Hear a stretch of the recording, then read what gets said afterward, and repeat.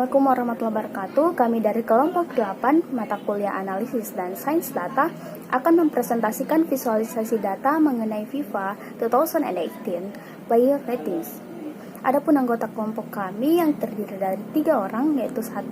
Aldi Perdana Asri, kedua Muhammad Firmansyah, ketiga Wulandani, yaitu saya sendiri dengan NIM 60200120012. Di sini kita membagi pembahasan menjadi 4 garis besar. Yang pertama yaitu sampel data yang berupa deskripsi dari sampel data yang digunakan. Yang kedua yaitu business question yang berisi pertanyaan yang bersifat bisnis dari sampel data. Ketiga yaitu visualisasi yang berisi penggambaran grafik beserta storytellingnya.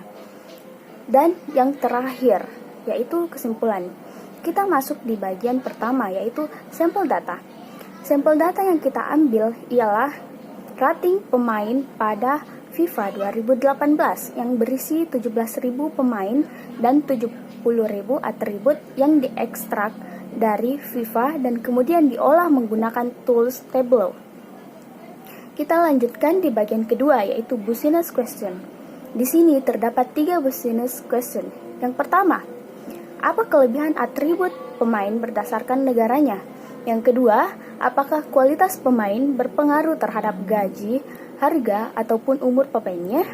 Yang ketiga, siapa pemain terbaik di setiap posisinya? Kita langsung masuk ke tahap visualisasinya yang berisi penggambaran grafik beserta storytellingnya. Di sini ada BQ1 yaitu dengan business question, apa kelebihan atribut pemain berdasarkan negaranya.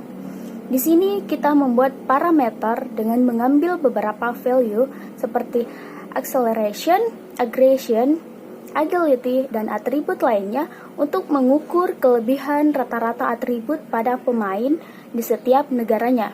Lalu mengkalkulate semua atribut yang telah dibuat berdasarkan rata-rata dari setiap parameternya.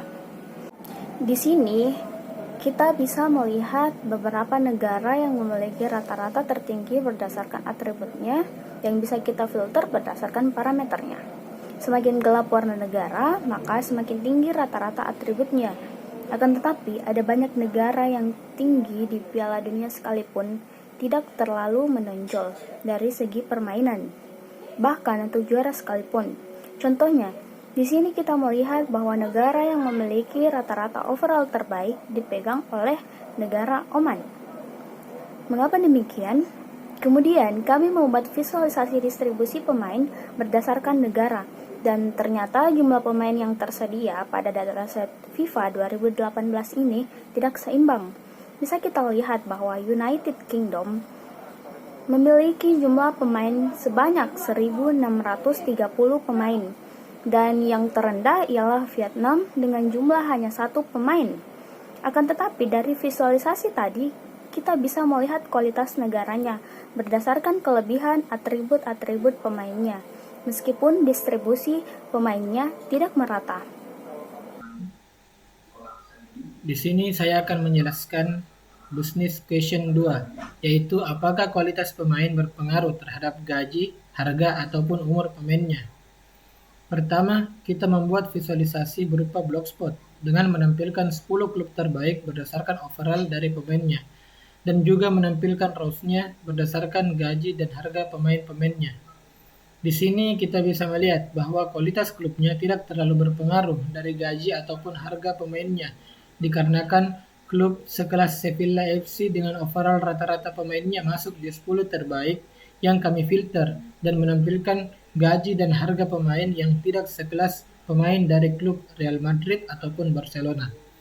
Akan tetapi bisa dilihat juga bahwa gaji dan upah mempengaruhi karena semakin besar overall pemain, maka semakin tinggi kualitas klubnya. Di sini kita bisa melihat bahwa Ronaldo dan Messi dengan upah tertinggi pada setiap klubnya yaitu Real Madrid dan Barcelona, dan juga Neymar dengan harga pemain tertinggi pada tahun 2018 berdasarkan dataset ini. Kemudian kami membuat visualisasi dengan menampilkan gaji dan harga pemain berdasarkan umurnya, dan bisa dilihat di sini dari visualisasinya Ternyata di umur 30 hampir seimbang antara gaji dan upahnya. Kita bisa mengambil kesimpulan bahwa di umur itu pemain ada di masa golden age, yang berarti pemain tersebut memiliki kualitas dan gaji yang sangat bagus di umur 30-an. Lalu kita membuat visualisasi untuk melihat kualitas atribut pemainnya berdasarkan umurnya. Kita filter berdasarkan parameter yang telah dibuat dari beberapa atribut dan melihat bahwa dari trend lines-nya memang menunjukkan bahwa kualitas pemain ada di umur 30-an dari overall pemainnya. Nah, di sini saya akan menjelaskan business question yang ketiga. Adapun business question yang ketiga itu, siapa pemain terbaik di setiap posisinya? Di sini, kita membuat parameter dan mengkalkulate posisi pemain berdasarkan rata-rata atribut tertentu yang kami pilih.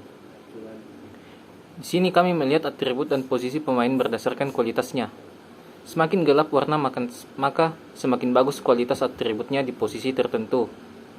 Dan kemudian kami membuat visualisasi untuk menentukan siapakah pemain terbaik berdasarkan posisi bermainnya. Di sini kami mengambil posisi dari setiap pemain dan namanya. Kami membuat parameter, posisi dan memfilternya. Di sini kita bisa melihat beberapa posisi dengan 10 pemain terbaiknya. Contohnya ialah posisi CF dengan Lionel Messi pemain terbaiknya, posisi center back dengan Sergio Ramos yang terbaik di posisinya, dan begitu pun seterusnya. Nah, itu saja yang saya bisa jelaskan dari business question ketiga.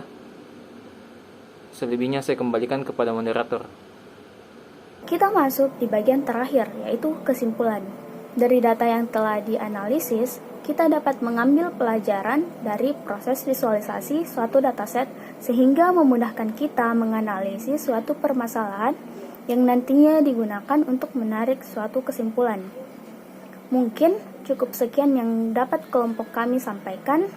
Kurang lebihnya mohon dimaafkan. Wassalamualaikum warahmatullahi wabarakatuh.